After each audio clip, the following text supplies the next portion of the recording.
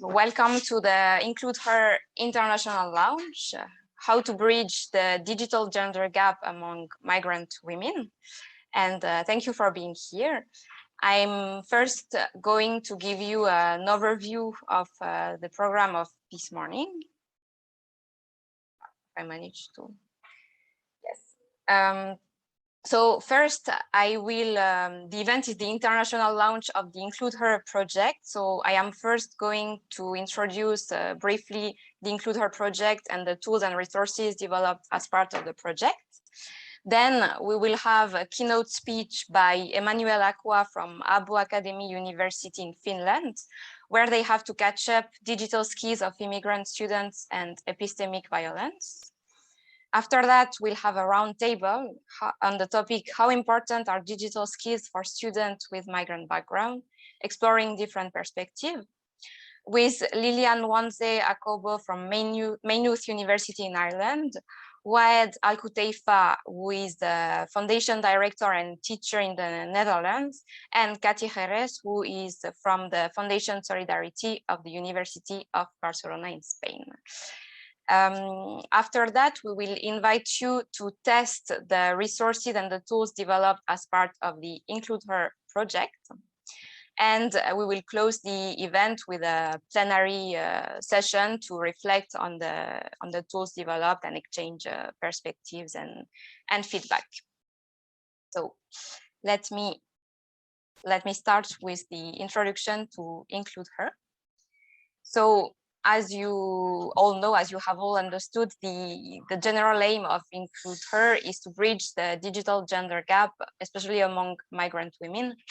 But I will first give a little bit of background on the project and on the topic.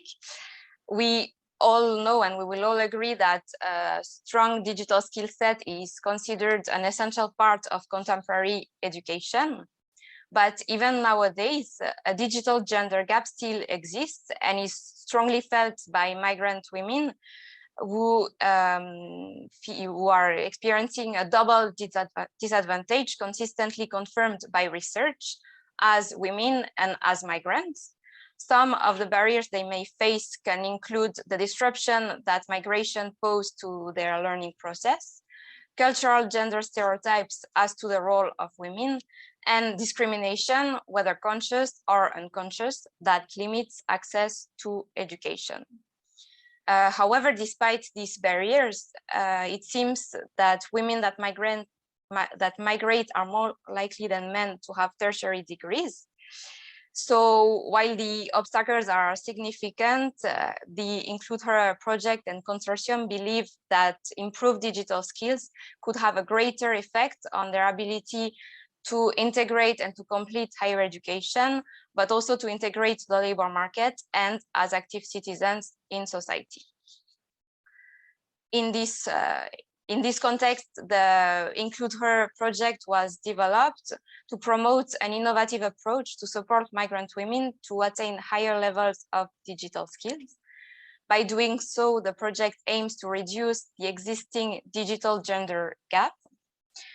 So the project is working on two levels. On the one hand, it wants to support migrant women to improve their digital skills. And on the other hand, it's also supporting higher education institutions and other organizations in the provision of digital skills training and training, especially targeting migrant women.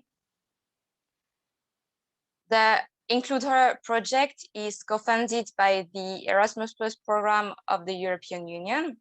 It started in September 2020 and it's coming to an end. It will end at the end of August this year. The project is coordinated by the Johannes Gutenberg University in Mainz, Germany, and has 5 other partners. Another university, the University of Maynooth in Portugal, network supporting migrant women in Greece called Melissa Network, and eucen, of course, as a network of university continuing education, and 2 small companies from Ireland and Northern Ireland, who are both specialized in digital training, e-learning, and vocational training and innovation support. So IncludeHER is supporting migrant women and universities to improve digital skills. To do so, the IncludeHER consortium developed 3 different tools that I'm going to introduce briefly, and then you will have the opportunity to test some of those tools. The first one is the IncludeHER Digital Route Finder, which is an interactive digital skills self-assessment tool.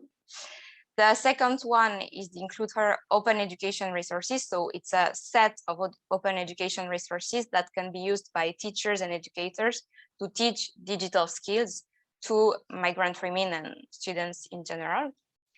And the third tool or resource is an online course, which is directly designed and made for migrant women.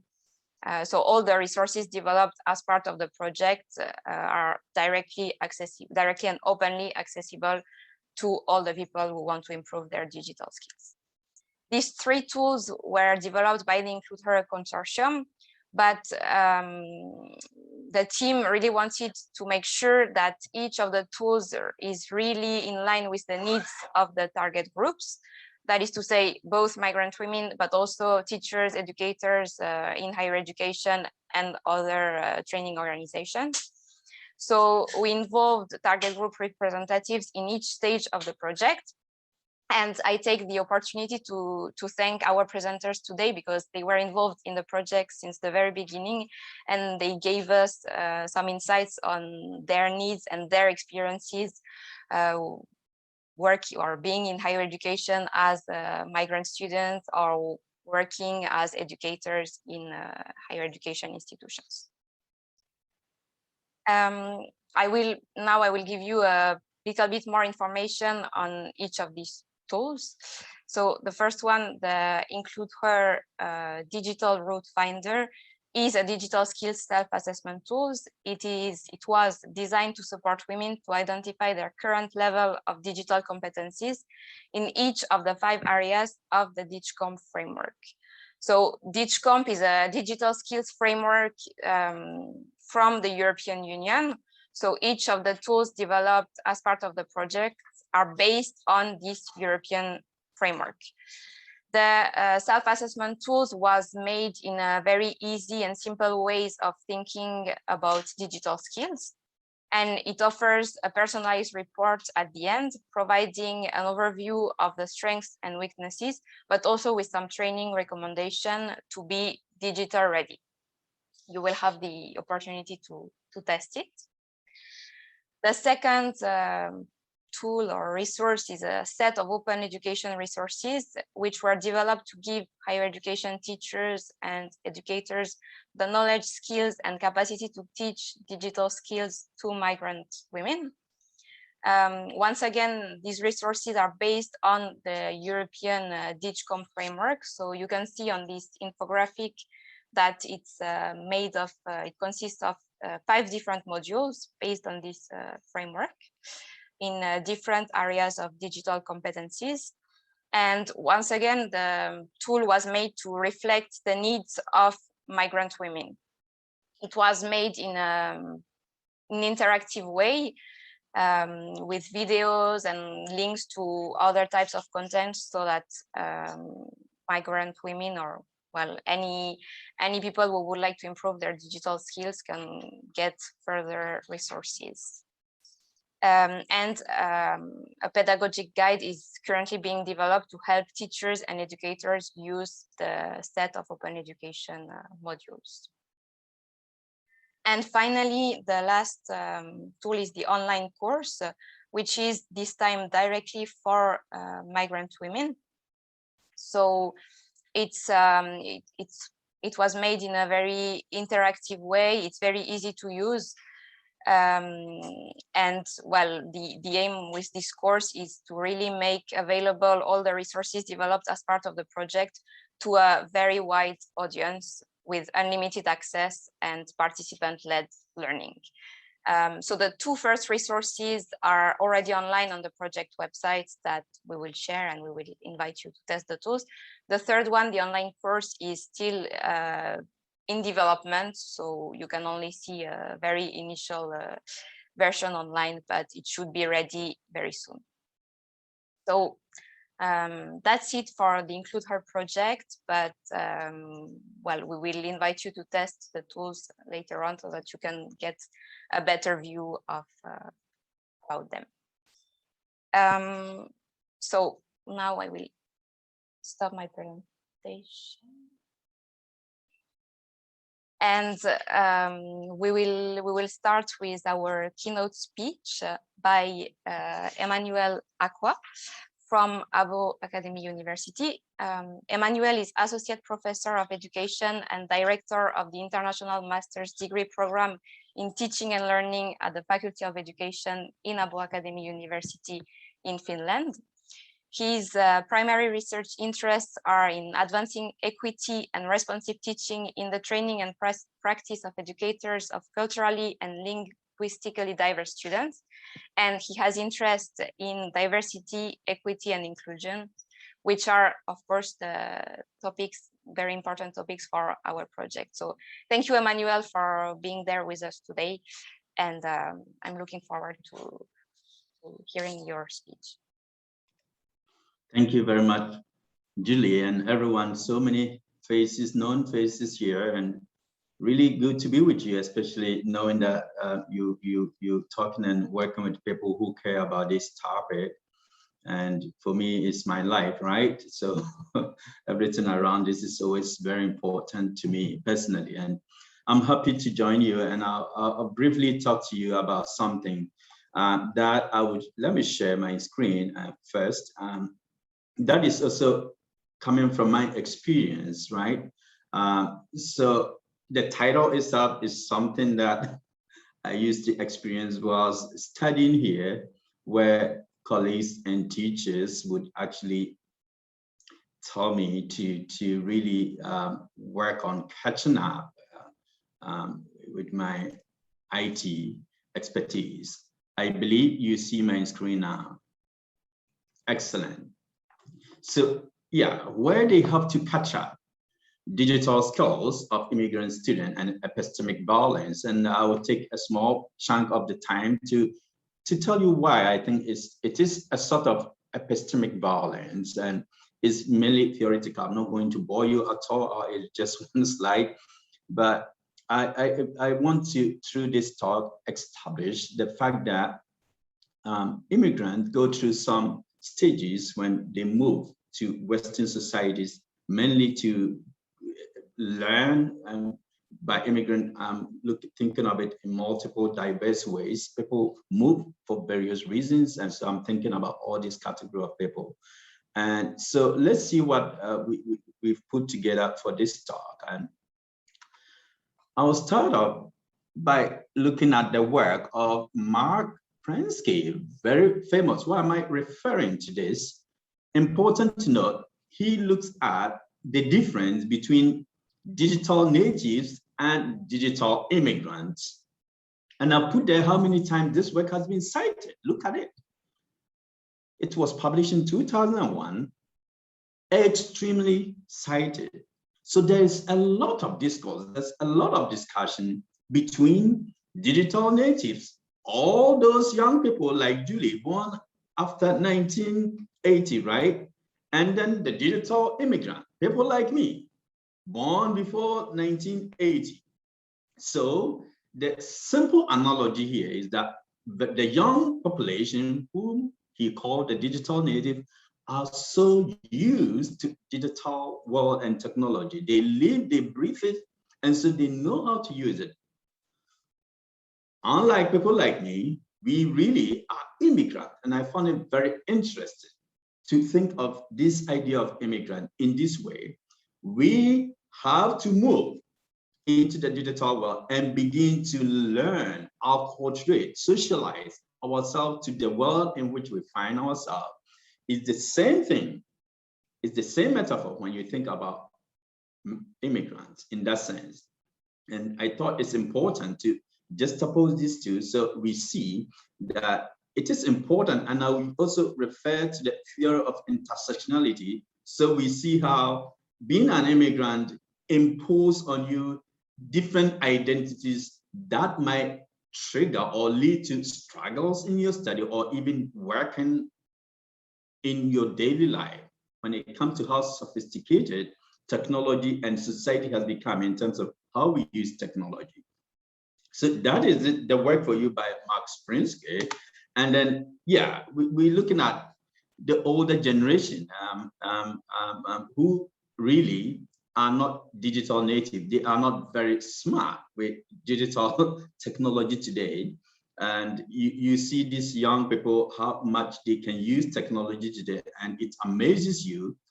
You have to go through a lot of education to be able to use that. So we are exotic, we are so foreign to this whole era of how technology is used in our lives. But for me, what is interesting is that, again, we have a lot of work around this. What is missing in this research is how we can actually bring it down to how different contexts. So I'm not just a digital immigrant, right? It's also other contexts that affect my use of technology, including what IncludeHER you're doing, being the gender question, being a woman or a man. On top of that, socioeconomic background. All these are factors that also dictate your level of knowledge and use of technology.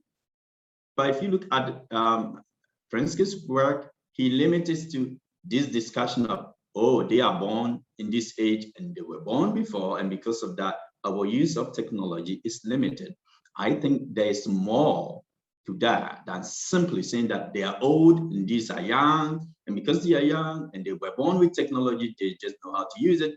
Because they are old, they do not know. It's very simplistic. So I wanted to explore some of these other factors, and this is where I introduced the intersectionality. Intersectionality is a term I have to acknowledge, coined by Kimberly Crenshaw.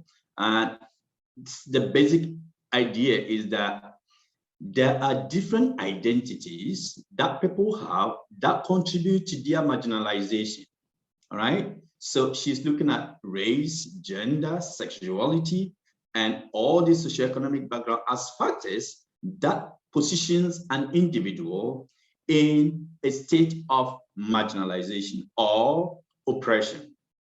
And we know that, for example, being a woman, being Black, being a Muslim, and all these multiple identities put you in a position of disadvantage. Thinking of digitalization, I think there is intersectionality here that the literature is not capturing very well. And I give you examples here. Being a digital immigrant, going by the term used by Sprinsky. So you're old, you're 70 years. You're not used to this new era of technology. And then you're socioeconomically disadvantaged. Immigrants, as used in the term of people who have moved from another country to another country for various reasons, are economically not as secured as natives. So we are looking at this other dimension of being an immigrant in a foreign country or in the West, that they are not economically positioned to be wealthy and to have everything they want. So that is another layer of identity that contributes to how and when and what they can do with technology. And I give another example, being a woman. As Julie, you introduced, we know that women do well, but in the ordinary sense of thinking, it is misconstrued that women are not technology savvy. They are not so good, and they don't want to even do it, which is also a deficit perspective, and that should be challenged. So I'm saying that being a digital immigrant, if you're immigrant, someone that have moved, and if you're old, and if you're a woman, think of other forms of identity. It positions you in a place of disadvantage in how you can use this world and information to really advance your career and yourself. And we see that clearly in the job prospect. In higher education, students really struggle. And I'll tell you my own story just to illustrate some of this point. So here is my own story, right? I moved here to study some 15 years ago. I came as a master's student. I was shocked, right? I come from a country where you have a whiteboard or a blackboard, a teacher holding a chalk and will write on the chalkboard, and you have to take notes and reproduce these notes in an essay or in an exam, and then you pass or fail. And then you all of a sudden find yourself in a Western culture where on the first class I entered to, 15 minutes into the lesson, the teacher is asking you, I hope you all brought your laptops. Can you get your laptop? We want to do in-class assignment. Can you look up for this? And I'm like, oh, okay. So what's going on? And I'm just looking at my colleagues, everyone taking their laptop and you are completely lost. And you're wondering, what the hell is happening now? What is this person thinking? And you're already embarrassed. This is where the problems start. This is where your failure, your self-esteem issues start. You are surrounded by Americans, other European students who have MacBooks and all kinds of things, and some are using their telephone. And you are just sitting there like a zombie, not knowing where to start, what to do. This is my experience, right? So you lack basic digital skills. You are not socialized into doing PPT, PowerPoint. Every seminar, you have to do a PowerPoint presentation of what course you're doing. Almost in every class, you had to do something about technology. I am used to writing, right, with a pen and a paper. I'm not used to presenting using all these things. Who cared? Who thought about it? The system doesn't accommodate. They don't have place for thinking about this at all. I just have to live in this isolated world, wondering, am I that stupid? What is it? What has my country and my parents and my status in life contributed to making me? I was questioning my own intellect all the time. Was I that stupid? Or was it something else? To be honest, those days, 15 years ago, I did not have an answer. I wasn't read as I am today. And I, in fact, attributed my challenges to my own deficit. I blame myself. I was the victim here. It was Emmanuel who was not clever enough, who did not understand me anything.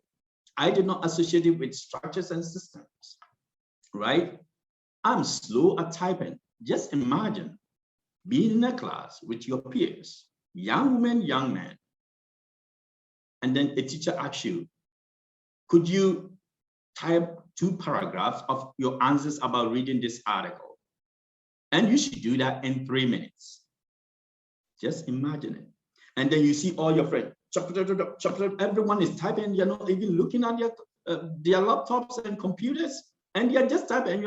Instead of thinking, you end up watching the movie around you. What is happening? How can they be typing this fast without even looking at the keyboard? That was my story. Then, because I was very slow at typing, I did not have a laptop. I did not come to the class with any laptop. I did not have one. I couldn't afford it. The first computer I had was back in my bachelor. It was, this desktop old one. I bought it to learn typing. I wasn't successful because I did not have any instruction. That was my starting point. No teacher ever asked me, where is your starting point? How can we help you catch up? So this compounded, and I felt completely hopeless and not knowing how to navigate this whole higher education. The understanding and the frequent suggestion to me was that this is master's degree. We expect you should know a lot, including digital competence, without accounting for socioeconomic background, where people are coming from. It is important, and I applaud some of these projects like IncludeHER, that we really impress on higher education institutions to take into account these different perspectives that students bring. They know they are nowhere they are cognitively smart, they know something, but it is not how we have socialized students in the West. And taking that for granted can really contribute not just to poor academic outcomes, it can be socially demeaning. It's about their self-integrity, their self-esteem. And that is an important point I want to make. Going forward, there is a study by Hiroshi and his colleague in the state. And the summary I've highlighted here, just for you to see how the difference between Native Americans and immigrant student people that have moved to study in the US and their use of technology, how vast a difference exists among this group. They are looking at 1990 to 2003. It might be old, but still relevant today, I would say, everywhere. This is the trend. And the caveat here is that they look at how language, the English language, plays a role. I don't want to go in because we don't have much time, but this is loaded. Another layer is the language of technology, right? Digital technology. What language do we communicate? How do we even learn? Everything is in Western languages. I do not have any interpretation of how to use computer or how to use anything in my mother tongue. Go and buy anything, and you can select the languages that you find, even how to install it, how to use a smartphone today. Is my mother tongue one of them? No. So another layer for me is I have to learn how to use this technology in a language that is not my mother tongue. Do we come to think of it? No, no one thinks of it. That is not a question. But it is important to understand that in higher education, these are layers, multiple layers of things that really contribute to whether a person can use technology or not. So I thought it's important to share. And the point I'm trying to make in my story is that the limited digital competence was often misconstrued as deficit in knowledge or intellect. And I had many of my teachers and classmates, when I did assignment, you know how you do group work, and then you were grouped with 1 or 3 other colleagues, and you were given a tab, you had to investigate, write something about, and often, if you had to type, you were now looking at typing this, doing that, and they became bored. It's not their fault to sit and look at someone really typing that slow. Oh, Emmanuel, you really have to catch up. You have to take some classes to really pick up on this. And that is where this whole talk comes from, where they have to catch up. So for me, it wasn't just doing a master's, doing all the work with all the content that comes with a master's. It was another whole lesson about how to catch up, how to learn to be digitally fluent or competent. That was another side thing that I had to catch up with. And frequently, I was challenged. And the painful side is that when it becomes epistemic violence, which is the topic, another component of this talk, where people assume because you're not technologically smart, you do not know. You are not cognitively smart. That correlation exists in the mind of people today. The fact that you can't even type fast, and let me tell you the fact, you lose points from teachers, you get bad grades, and I know it for sure, and I've experienced because of your digital skills. Of course, you're slow, you cannot finish assignment in time, you are late with everything, and professors don't have the time for that. They don't even want to think about it. All they know is that you are late, you did not submit, you did not meet this condition, so you get a lower grade. There are multiple ways that contribute to the performance of immigrants. And I like Gayatri Spivak. I think most people know her, one of the most successful scholars. And here is her quote about epistemic violence. I wouldn't want to read it, I would just summarize. What basically epistemic violence means is that where you exert violence is violence exerted against or through knowledge, all right? Where you make an immigrant or someone who lacks or is not socialized into some sort of knowledge, think and see themselves as not a knower or not superior or not as good as they should be. There's a lot of theory around this and literature. Please look into that. It's of interest because you know what? It is a violence. It's academic, but it has become a violence because it has detrimental effect on the sufferers or the victims of it, where they question their self-identity, where they question their own intellect, where they question whether they are capable of doing anything. But this is not accounted for. So it's important that we think of it that it can contribute negatively to the perception of oneself and to the output. All these research has shown correlation. People that do not have self-esteem do not also do well in academics. And higher education institutions should really pay attention to this, especially going back to the framework of the intersectionality. People come into my classroom, people I teach or work with, what identities do they bring? Do they bring multiple layers of identity that really contribute to their non-performance and challenges with using technology? That will be important to think about. And I love this other book, Pedagogy of the Oppressed by Paulo Freire. And in the publisher's forward, this is a statement, a quote. It said, our own technologically advanced society, to our detriment, acts to program the individual, especially the disadvantaged, to a rigid conformity, right? So what that simply means is that I move to the West and everything about me, my identity, my ways of knowing, my ways of doing things is I have to put them aside and learn to socialize and uphold trade. Even as an adult, I have to learn a new life, a new way of thinking, a new way of doing things and doing schoolwork and academic work. That is what I have to go through. And they are saying that that is a rigid conformity. Western societies do not have different ways of understanding about how we learn. It's all Western ways of knowledge, predictable. They are principle, how we learn. Read a book, do this exercise, reproduce knowledge, and this is how we learn. In other cultures, this is different. This is not how we learn. And it's important that we think about all this when we are working with immigrants in higher education institutions. So the question is how to close the digital gap and ensure equitable learning. And I'll start with, as usual, an African quote. We call it a proverb. I don't know if you see it on my screen. Do you see it? We have this saying, until the lion has his own or her own storyteller, the hunter will always have the best part of the story. If this was a class, I would ask you to think about it and interpret it. But because it's a talk, let me just move on.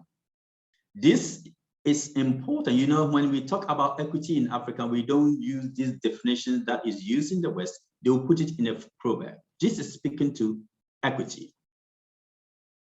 A hunter who has a gun and a lion that doesn't have any gun, but is so powerful. Who is the most dangerous? And the hunter will come home and brag about how, oh, I killed this, and never said that I ran away because it was so aggressive. That story we'll never hear. The point is that it is important to get to know the whole truth. We have to talk to immigrants. We have to talk to, in higher education institutions, we have to know the full story. Who are our students? Who are we dealing with? What are their levels? I bet you, I am working in a higher education institution. We don't do this. It's an exception. Very few people like us take the time because of our own experiences to do this. But it is important that we get to know our students and their background, including their technological levels. So I put here some practical. And again, I have to move this. If not, I don't see my screen. So I say at the beginning of the school year or a course, use questionnaire to find out students' starting point regarding technology use. This is as simple as it is. Anonymize it. Do not use this as a way to victimize any student. It can be anonymous, but then student answer, and you know that they do not all have the same starting point. And as a teacher, you can factor that in your preparation and teaching in the class. For example, I give you, if you know their starting point, there's no reason for you not to use different forms of assessment. It should not all be about essays, PowerPoint presentation. I gave you the examples, everything that is about technology, and a student that is not used to it. Why can't we be flexible and say, if a student cannot use PowerPoint and cannot do presentation, what about putting their using pen and pencil? How does that affect anything? I have done that. I have had students that has some form of disability. And once I got to know, I said, you do not have to do presentation, you do not have to do anything. It can be oral. Just come and sit in front of me and tell them your thought, or you can use, even scan things, whatever it was, we can be flexible. The idea of assessment is to see whether students are learning. It's not a way of monitoring and telling them this is the only way we determine that you've learned. That is the problem in higher education institutions and in the Western education today. They are so predetermined ways of assessment that we don't have any other ways. We can use drawing, and I've used people to draw as a way of assessment.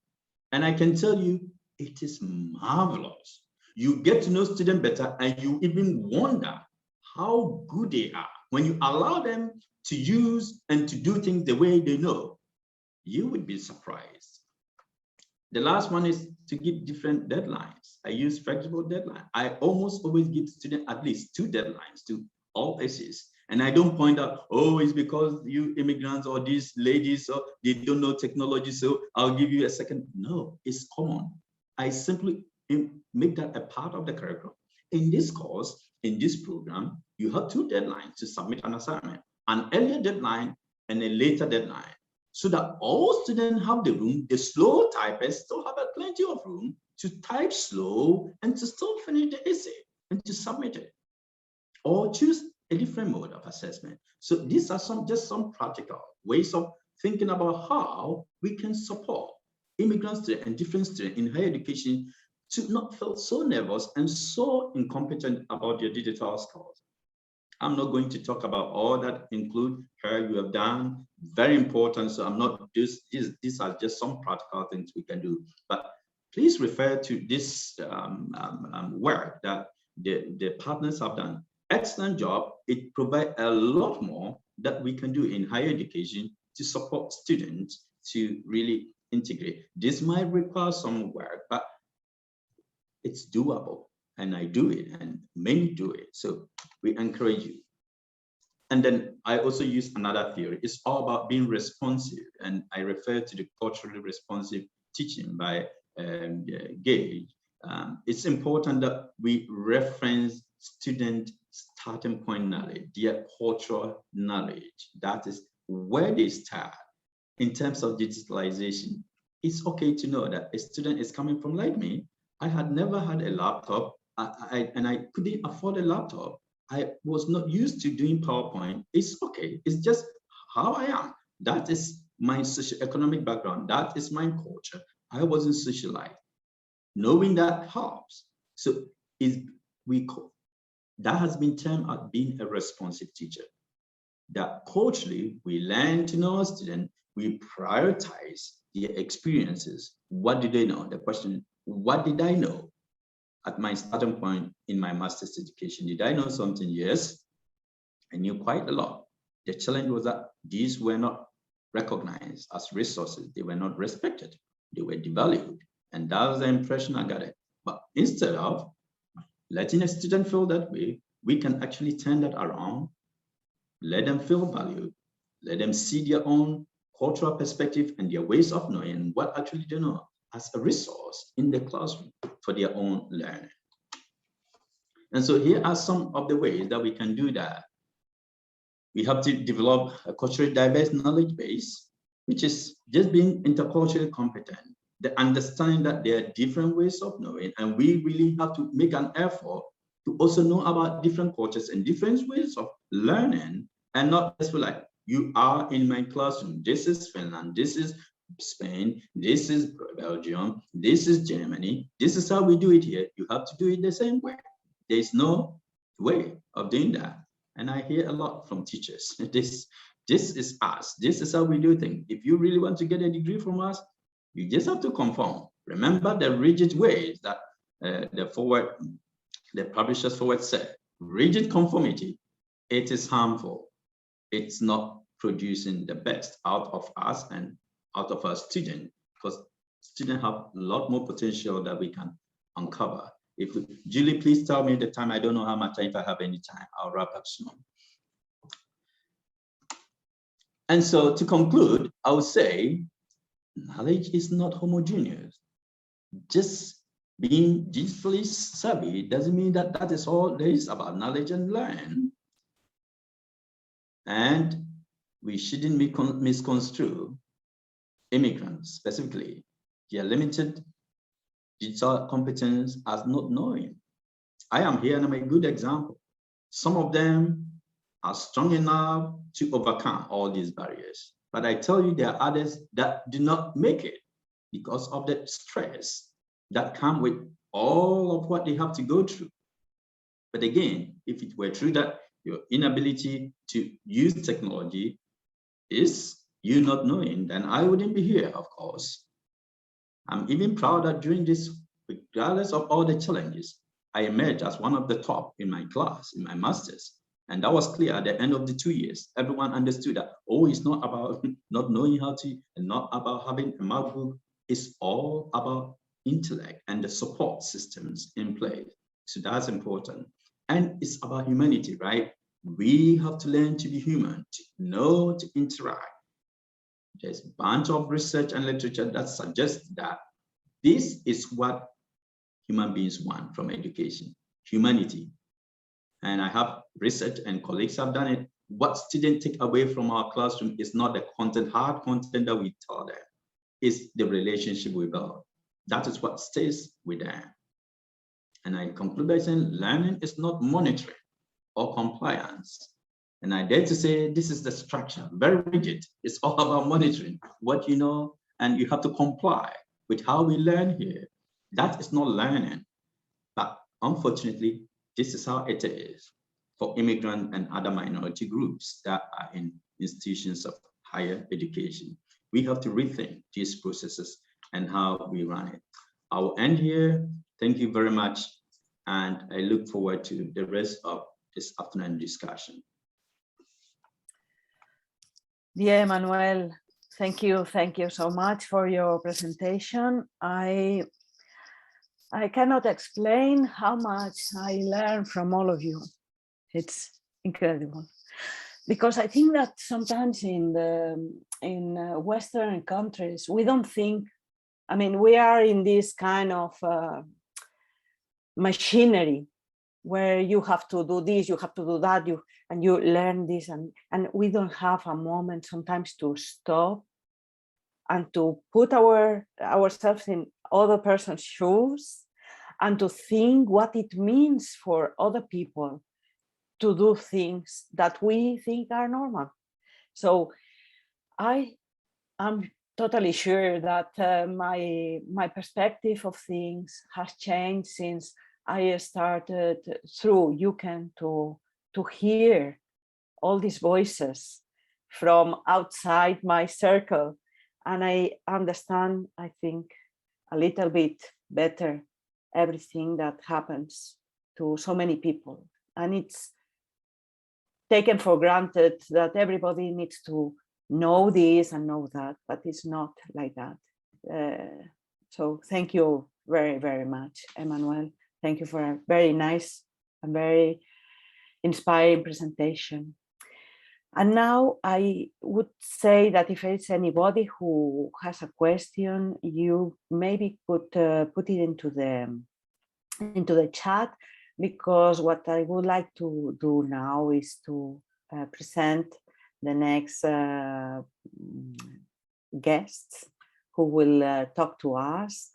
And at the end of this round, we can actually see which questions are in the chat and ask all the participants, all the speakers, to help us with some answers. So I'm really, really pleased and honored to welcome into this small activity Lilian and NWANZE-AKOBO. She is a doctoral student at the Department of Adult and Community Education at Maynooth University in Ireland. She's an Irish Research Council scholar and is currently through her PhD exploring the impact of racism has over Black women in further education. Lilian qualified and worked as a barrister and a solicitor in Nigeria, and then due to family situation, or well, because her family have moved, she also migrated to Ireland. And she's an associate lecturer with Maynooth University right now, and is constantly exploring ways to make the classroom experience more effective and inclusive for students of every age. The other person I would like to introduce, somebody I know a little bit, is Waed al-KUTEIFAN. She is 40 years old, mother of two. She is from Syrian origin, and she has recently got Dutch nationality. She obtained her bachelor degree in Damascus University and attended education in the Netherlands and teacher education in Utrecht University of Applied Sciences. She went through recognition of prior learning process in the Netherlands, and she is currently teaching at the vocational secondary school in the Netherlands, and is the chairman and founder of Prowijks Foundation in Ede, in Netherlands. And my last guest, but not least, is Cati JEREZ. She is coordinator of the University of Barcelona Refugee Support Program and coordinator of the Solidaritat Observatory in the same university. She is a graduated in sociology and political science for the University of Barcelona, postgraduate in international relations and international consulting. She has solid knowledge in human rights, conflict analysis and development issues, and has been working as human rights, social and economic researcher since 2001, and has a wide experience in international cooperation and education for development of projects, especially in the field of refugee and migrant communities. I think that gives us a little bit of overview of what, which people we have in this roundtable or dialogue.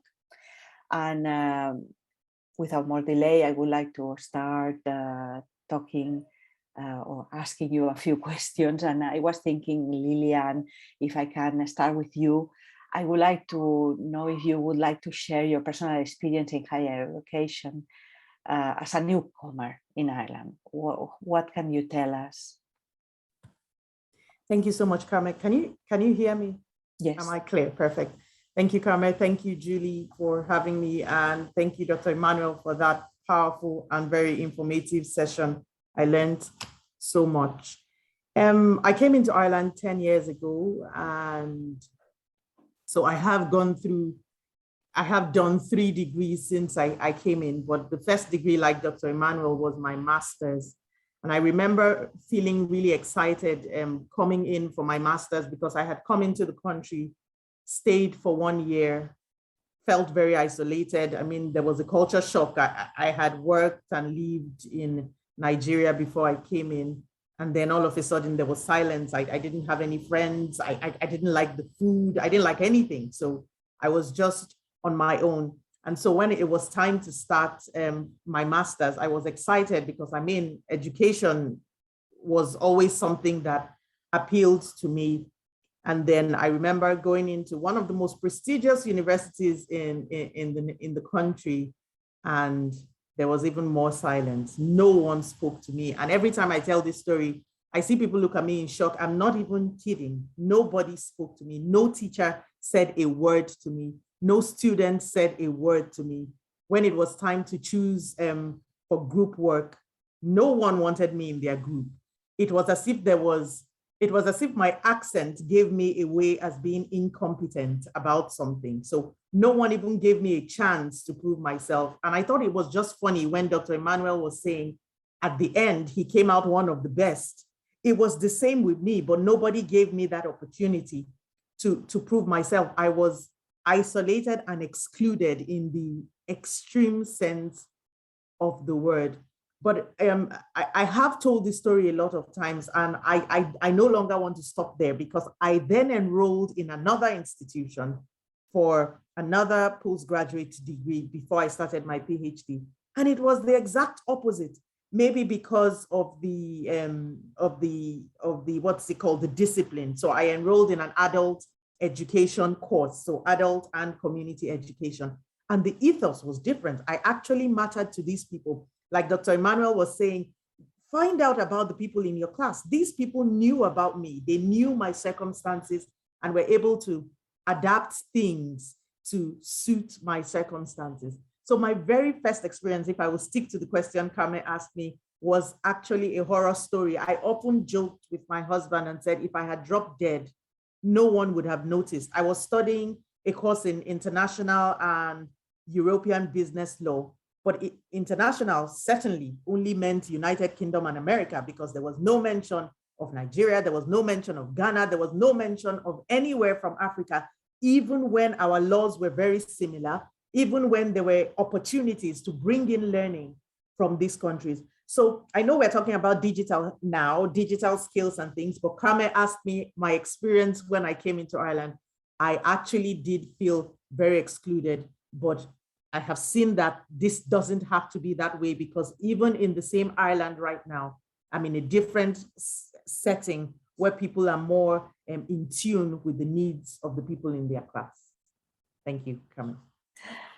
Thank you very much, Lilian. I'm not sure if you could actually compare and tell us, what do you feel, how different is higher education in your country compared to your new experience in Ireland? Is any different in the use of technology or digital devices, or is very similar?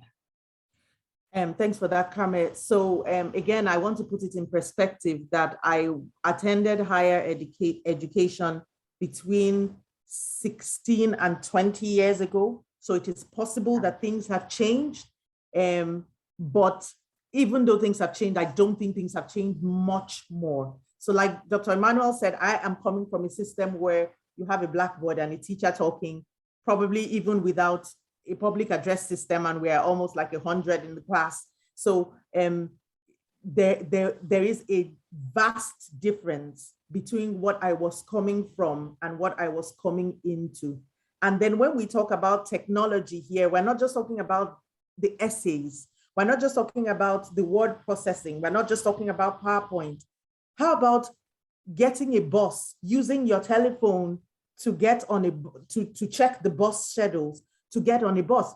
I never had any of these. So there has been, or there was a vast difference. There was definitely less emphasis on technology where I was coming from. We hand wrote our assignments. The only assignments I didn't handwrite, the only assignment I did not write with hand was my final thesis of my undergraduate. And like Dr. Emmanuel said, I also had a desktop, and I was one of the privileged few that had that desktop. And actually that is where I developed my skills, because I had to pick and type the entire thesis. But you think about library, how we go on the library online. I didn't have that. Think about how you search for references or search for resources. I didn't have that. You had to walk into a physical library. And if the library didn't have what you were looking for, you had no idea what was there. We didn't have access to the internet. So there definitely was a vast difference, technologically speaking, between where I'm coming from and where I came to. Thanks, Lilian. I would like to talk to Waed now, if you allow me. I was wondering, because I know that you help migrants and newcomers through your foundation. Which would you think that are the main obstacles for them to use the technology and digital devices? Do you think there is a clear difference between women in this respect? Are women disadvantaged respect to men? Well, I just want to talk a little bit before talking about the women. Here we can talk about different generations, different age groups, different educational backgrounds. So there are like many aspects we have to look at. Problems, for example, with old people, the way as my colleagues here have mentioned, the way of education was different, book-based education. Even I got this sort of education, and now they have the basic knowledge, which is up to now insufficient in many aspects. But we have also the illiterate old people, and they need to be educated because of the growing need of digitalization in this country or around the world. I mean, you have the younger people, the immigrant younger people who still miss a lot of knowledge and experience regarding the digital use. So it's not only a close aspect, but it's like we have to talk about, if we want to go through all of these, it will take ages. But if you are going to ask me about women, of course, there are like differences based on different reasons. I can mention a few things. For example, the selectivity of work. Women don't follow the ICT education, and they do rather things which are more comfortable for them. For example, nursery, they will just follow the medical field, or for example, education, and other education that helps them to work more comfortable, and now in other hands, you can see that most of the women wants now to work from the comfort of their homes, because women are multitask persons. So because of the ability of doing the work now or working from home, they go and take this path and follow this path. But the cost, they have to be well educated, digitally educated, to fulfill this need. Mm-hmm. Okay. Yeah, and I think, that's why I think many other things, very little details, which makes women less, we can say, integrated in this field. Mm-hmm. Do you think it's also connected to who has money, who has is men who has the ruling of what we spend, or it's women? Do you mean here Yes. as immigrants? Yes. Well, the mentality is changed. Mm-hmm. You are forced to change. Yeah, women are more dependent now here. Mm-hmm. Independent here, and of course, culture play a role here a little bit. So they do it in respect. That's it. Yeah, I understand. Yeah. Okay, so maybe Cati, would you like to tell us a little bit, because I know that you are working every day, daily basis with migrant students, and which do you think are the barriers for migrant women when they are facing the challenge to enter higher education at your university? Thank you, Karma. I would like to highlight 3 words that are important. It's taken for granted. Yeah, we are taken for granted too many things. And I think that this is because higher education institutions are not inclusive. They are waiting for students and they have to come with the others. If they don't have digital skills, it doesn't matter. If they don't have a the socioeconomical situation to continue with their studies, it doesn't matter. It doesn't matter, what, but it's more or less like this. So regarding your question, Karma, we are leading, or we are running a project called Transition Course to the University. It's focused it's focused on students that are outside the European Union in transition countries, in first countries of asylum. And in this course, when applicants write to us, 90% of applicants are male. Only 10% of applicants are female.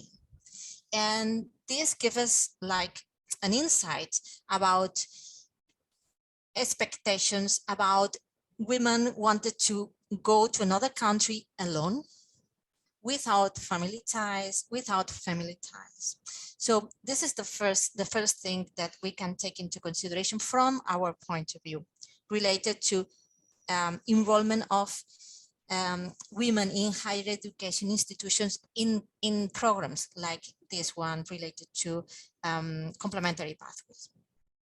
Things that we can see there, apart from this and the representation of women in applicants, there is a lack of mentorship. We consider that there is a lack of mentorship in terms of guiding women through this university project that is come to the university.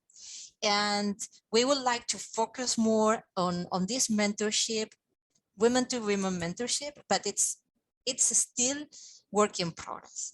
There are other things related to socio-cultural expectations.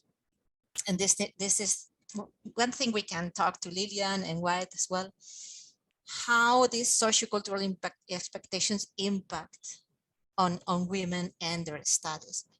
These are three main things we have identified, and we can talk about them.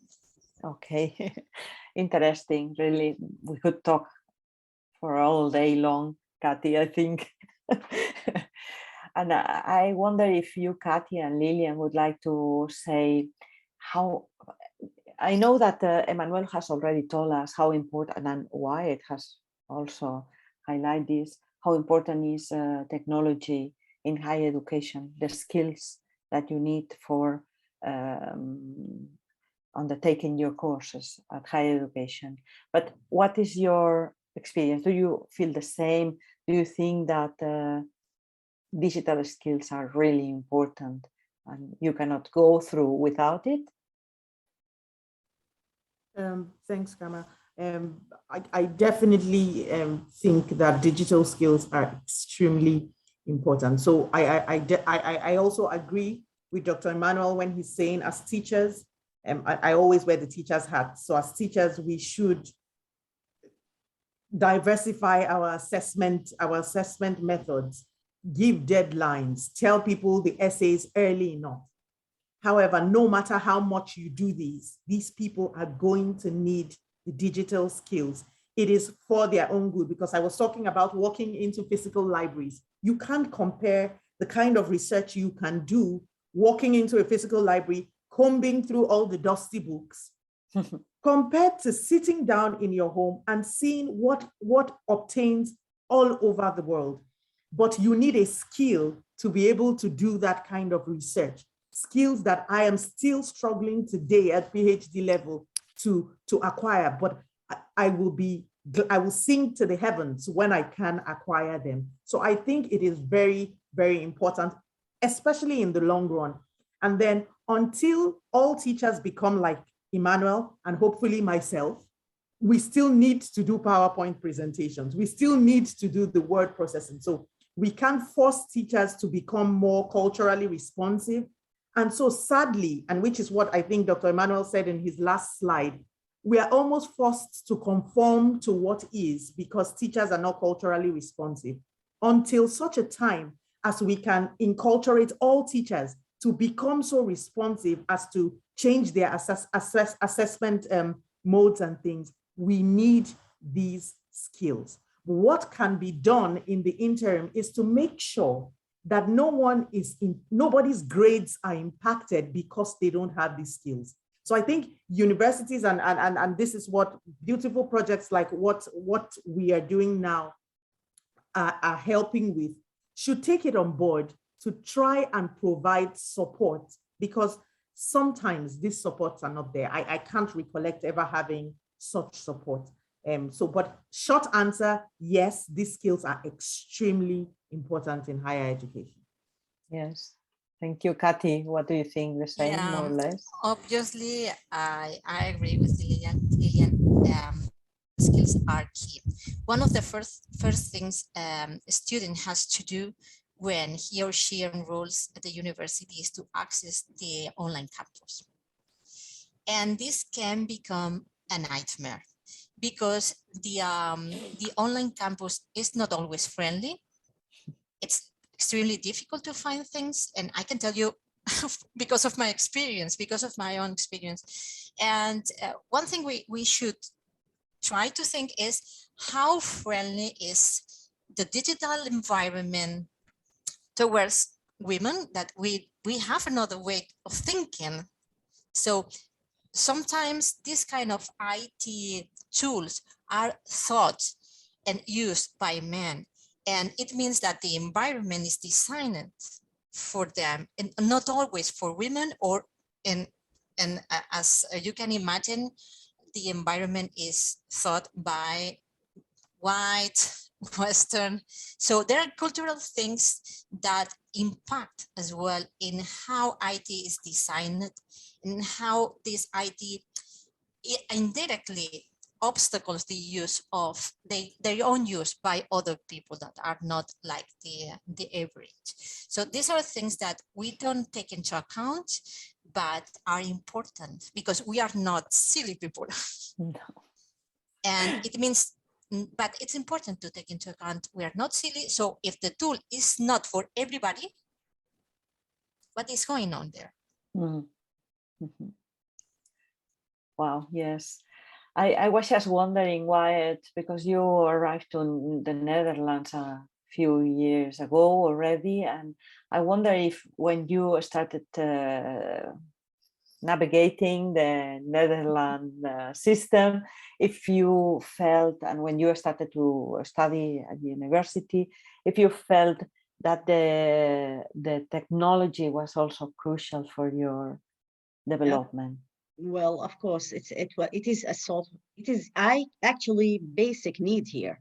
And I could picture myself when Emmanuel was speaking about himself. It's actually the same situation with a little bit of differences.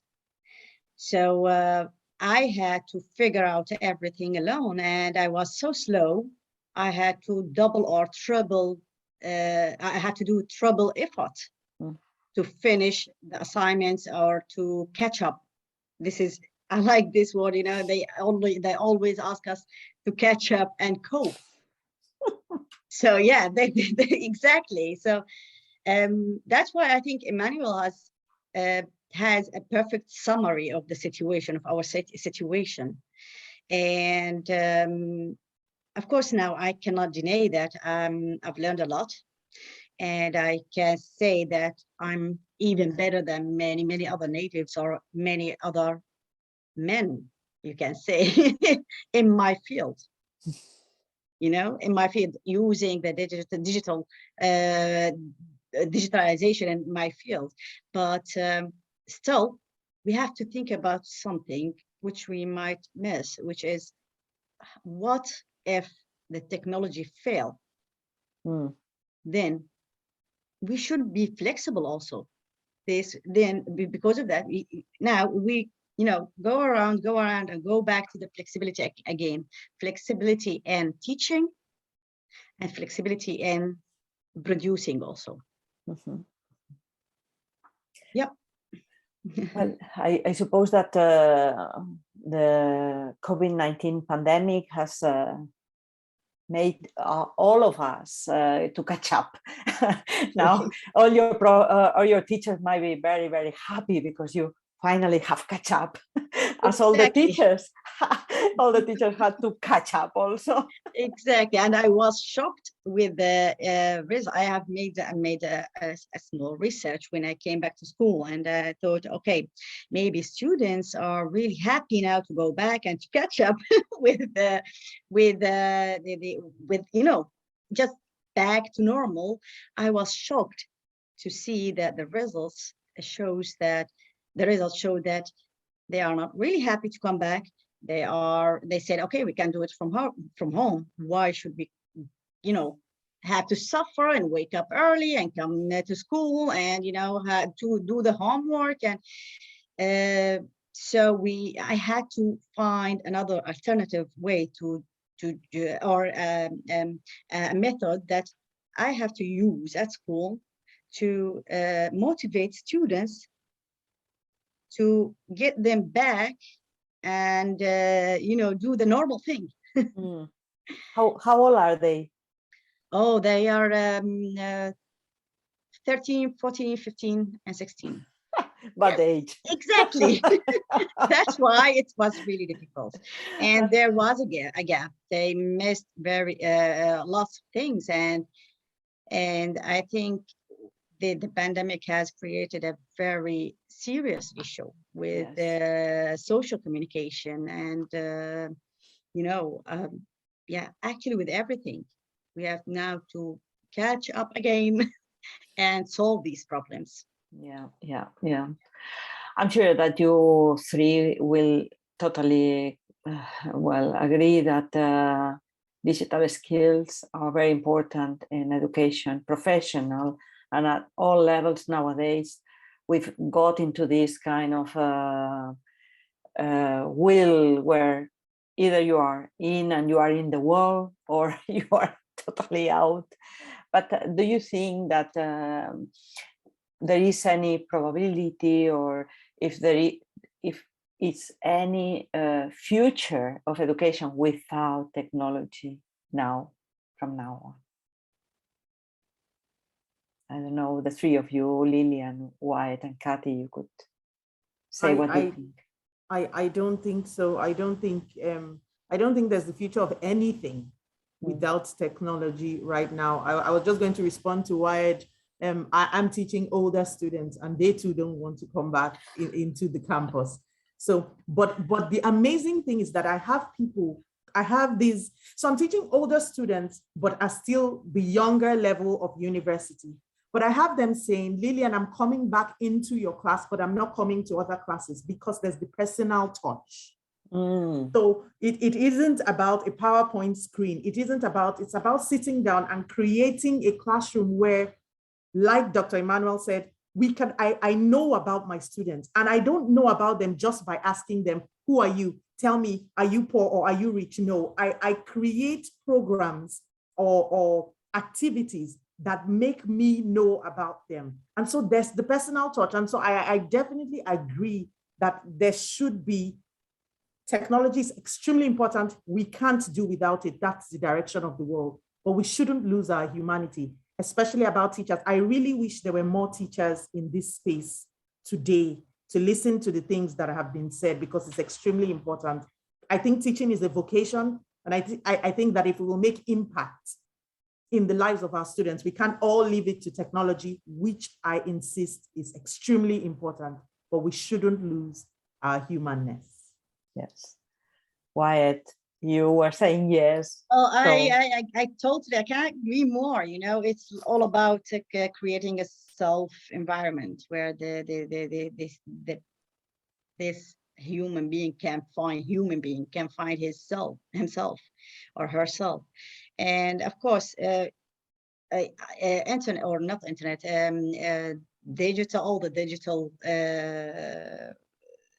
digitalization now has altered the world, and we cannot do anything, to prevent or stop or no. It's a progress, and it's getting, more and more, and it's helpful, but we have to know how to use it.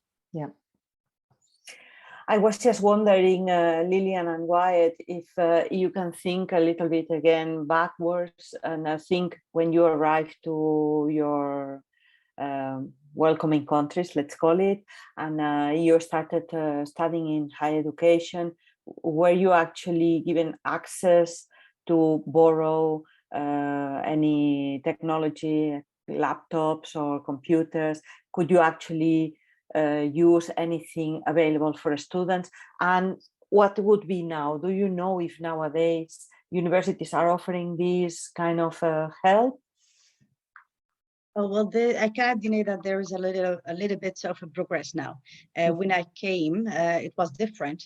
So I have to do everything by myself, discover, search, and find out things. And even the laptop, I had a laptop, but it's all about the programs, platforms, and yeah, even was shocked for the first 2 weeks because I needed to figure out what are all these platforms that the university use. And I was like, okay, I need to know where are our homeworks, where we can see our grades, and where should we go to sign in for exams. And it was different platforms, and we had no clue. I had no clue. Yeah, okay. Maybe, I don't know. I was asking a lot. So I don't know. I know a friend, she dropped off because she couldn't manage, because she's shy. Ah. She couldn't manage, you know, she was like, I can't get anything. I don't know. I don't know where to start. I don't know where to end. Yeah. So I think there should be a lot can be done in this field at universities or higher education. There should be like courses or like guidelines that the student simply, if you don't want to teach it, put a guideline that the student can use. So yeah, but now it's a little bit different, a little bit, because you know they know more, there are like more support, and they are in this discovering path. Mm-hmm. It's not never late, you know. No, definitely. Yeah. Lilian, I don't know if your experience is similar. Yeah, my experience is similar. So I want to say a couple of things about this. My experience is similar, but I think Waed said something that she rushed over that I think is extremely important. And I think Emmanuel also touched on it. Shame is a very, very big factor. When you feel ashamed of not knowing something that every other person knows. And what this shame will usually do is that it will silence you. And so you wouldn't ask for help. So it is possible that the help was there, but I was ashamed to ask for it because, like Emmanuel said, well, everyone around me already knows. I mean, I'm a teacher now and I still don't understand Moodle. And I'm a teacher now. I still don't understand it. Imagine how that was 10 years ago, but I was very ashamed. I remember shame was something I carried a lot with me as a migrant woman in education. I was ashamed to ask questions. I was ashamed to even talk because I felt that there was a stigma attached to my accent. And I didn't want to change my accent. So shame is a very big thing that goes hand in hand with these digital issues. And it is also important that while we, because the truth is, as we stay longer, and I say we as migrant women stay longer, we become a bit westernized. So it's important that we keep on removing the Western cap and think of the woman who is coming in from Namibia for the first time. She also will be feeling shame and will be unable to ask. So even though the resources are now there, they must be structured in such a way that the person doesn't even need to ask. It's in your face. Do you need help? Or I understand that XYZ can happen. You can feel this way. And so these resources are there because shame is such a big thing that is understudied, we don't talk about it a lot, but believe me, as a migrant woman, you will be shocked at the impact shame can have in crippling a person in education. So I think that things have improved, but we still need to do a bit more to put it in the faces of these women to say, I know that you may feel ashamed, but don't feel ashamed. a lot of us feel this way. So come, and the resources are here. And this is what I think is important. I was just wondering if this shame is attached to a feeling of you feel you arrive somewhere and they are giving you, you are making the favor to welcoming you, and then you are not up to the standard that they expect. And is this the connection? Is this the feeling you? I think so. I think so, Carmen. I think that's part of it. Apart from that, there is a socialization in the media that makes us already feel that Africa is less than, that anything coming from Africa is less than. And even though we know, and Emmanuel also spoke about ways of knowing. We know, I can't explain how we know that this is not true, but we internalize these things that we see. So we come with, for very long, in fact, till now, when I'm talking to a white person, I apologize a lot. I say, oh, I'm sorry for disturbing you. I'm always deferring to the white person, and I'm being real here. This is the socialization from the media, the way people have also treated us. Maybe sometimes people don't even have these things in their head, but because we have imbibed it from the media, we think these things and we carry it. Shame is such a massive burden. And I think that the only way we can dispel it is by talking about it, is by naming it, and is by saying to someone, I know, so when I have a Black person in my class, I don't need to say to the Black person, are you feeling ashamed? I just name my own shame. And the person is able to relate with my shame. Or the person, and this is just me talking about my Blackness. It is there as me being a woman, as me being a particular shade of Black, or it's like we spoke about intersectionalities. So definitely, Kame, the shame also comes from, well, I'm supposed to know these things. These people are already bending over backwards for me. So let me not add to their problem. If I don't know it, it's my fault. And then we keep quiet and close ourselves to it. I know the amount of Black women I have spoken to in my local NWAN who are not progressing in their education because they don't just feel it's what it look. Let's just downskill and stay where we are. There's a woman who I know is ready for promotion. And I said, why aren't you applying for this promotion? She said, because you will need to do a lot of writing. You will need to do a lot of typing. This is her reason for not progressing. So she's ready to stay at the lowest rung of the ladder without asking or without talking. So it's a big thing, Carmen. Let me not talk too much. Yes. I was just wondering, Cati, if the University of Barcelona or your foundation, is it making any help to these migrants? Are you providing any support? What is the situation? Well, during the lockdown, what we noticed is not only for migrants, also for locals, there was a lack of devices, proper devices to deal with the studies.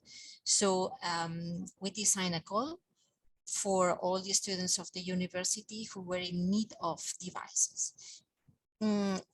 A lot of our students apply for this call because it's not only to have a mobile phone. You need a proper computer to do the assignments, to search for information, but libraries were closed, so you needed this computer in your table. And this one of the calls that are more successful, unfortunately, because it means that there are a lot of people who need this kind of services or this kind of support. But this is one of the things we have carried out during the pandemic, and it's something that will last at least for the next 2-3 years. Okay. But it's true that we need to revise how we conceptualize the student, and we need to revise as well how inclusive we are doing our classes, because already we somehow promote some kind of exclusion. Yeah, maybe the universities feel very traditional and they want to stick to this traditional way of delivering, but well, we need to, as you said, it's time to revise what is really needed in the students and how to modify things and modernize universities in an appropriate way. Yeah, I think that students are in this way, Yes. but it's work in progress. If you all three had to give like a name one or two things, which things do you name as the most important things that universities need to improve then? What do students need and a university should provide in the area of technology or anywhere? Well, I think the tools that you already have, we have seen in the beginning of our session, where are actually really helpful. First of all, we have to assess, measure, then we have to apply like a guideline. I think more also, again, something else, information in original language, a mother language. Also, this is needed. You know, it simplifies the information. It's the same information, but you don't have to, you know, bother yourself with translating and, you know, yeah, that's the thing. And, you know, universities or higher education, they talk a lot. They have great ideas. But they need to put it in practice now. Yeah. That's it. I totally think that. Yeah. Lilian, I don't know if you have anything else that you would like to add. Yeah, maybe just one in addition to the very important comments I just made.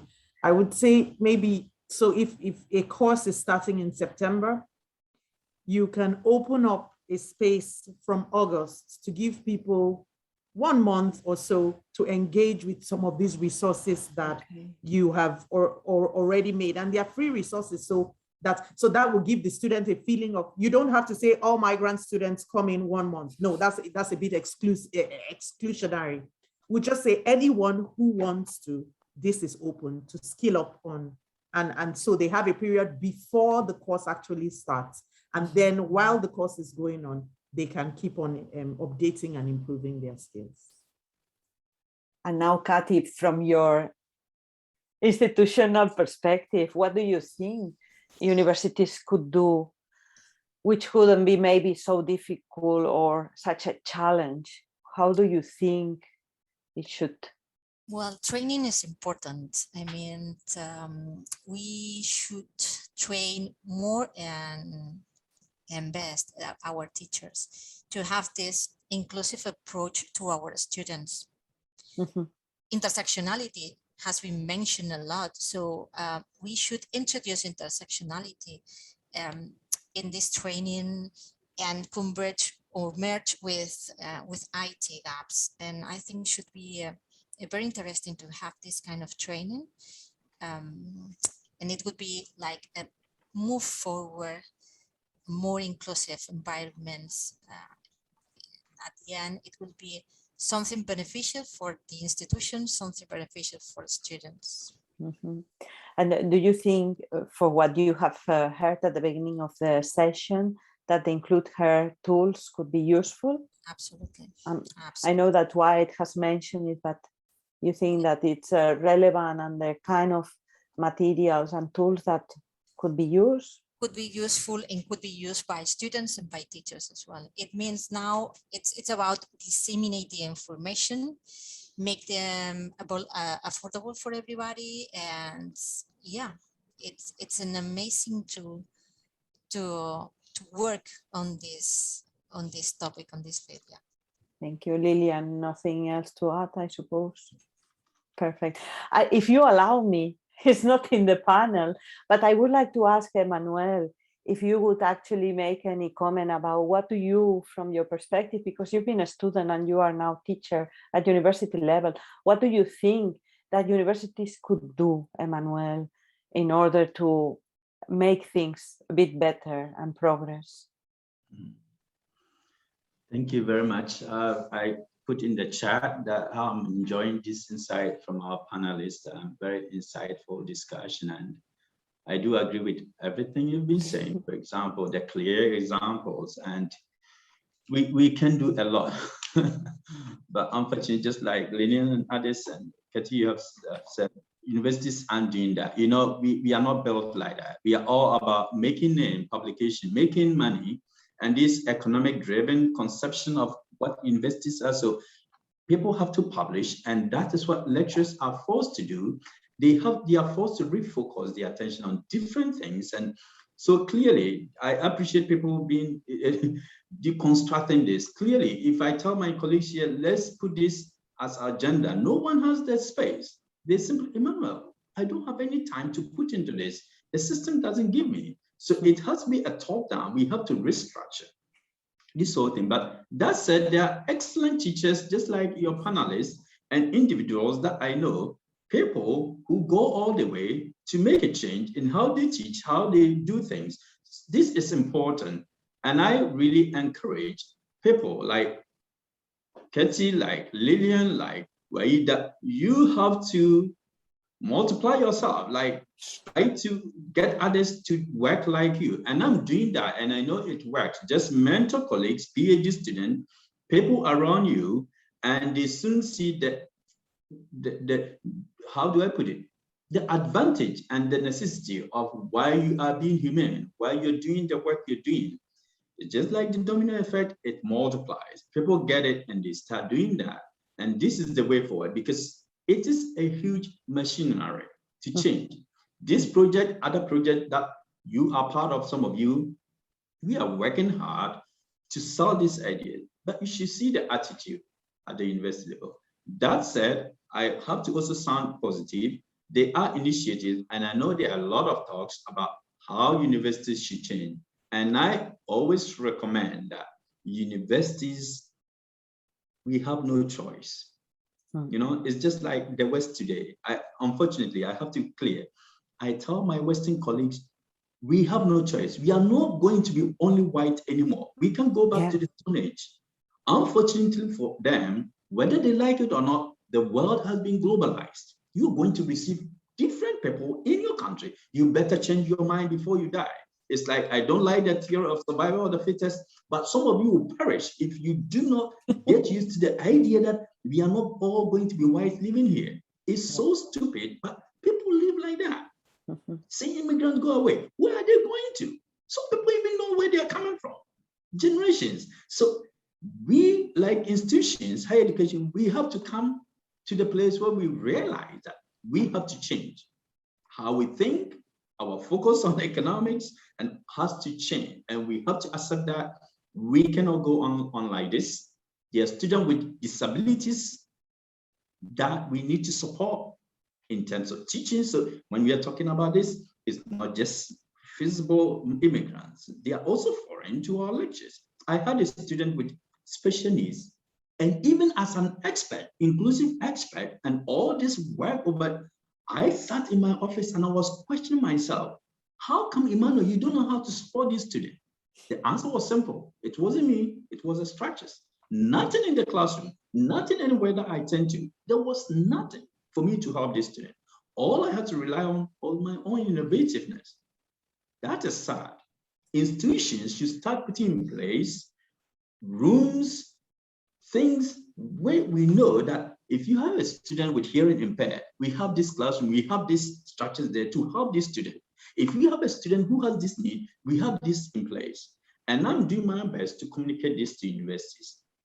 So we have some work to do, but it's you and I, Carmen, everyone here, Julie, and all the rest is for us to keep talking. Totally. And if there's one thing that I'm known for in my university, in my faculty, just like what you just said, and I know it's the same for Lilian and Cati, I talk a lot, and people are even scared of me. I complain a lot, I talk a lot, I push a lot. I'm never tired of pushing. And being on the nerve of people, until you change, I don't change. And thank God I'm that personality. I don't really get stressed by forcing people. I can repeat the same thing and you get super stressed. And then I'm not stressed about it because I will just walk to your office and ask you again, why haven't you done this? I keep telling you, and if it requires that I get angry, I sometimes get aggressive, and people say, oh, look at African, he's so angry. But I care less because I want a change. And all of us should be the torchbearers. We should really impress on our colleague the system that we need to change now. That is all I say. Emmanuel, but it's our mission in life, isn't it? It's our mission also from UCAN to continue promoting and talking about diversity, inclusion, and the need for making universities better. So you are not alone, we are all together. That's exactly.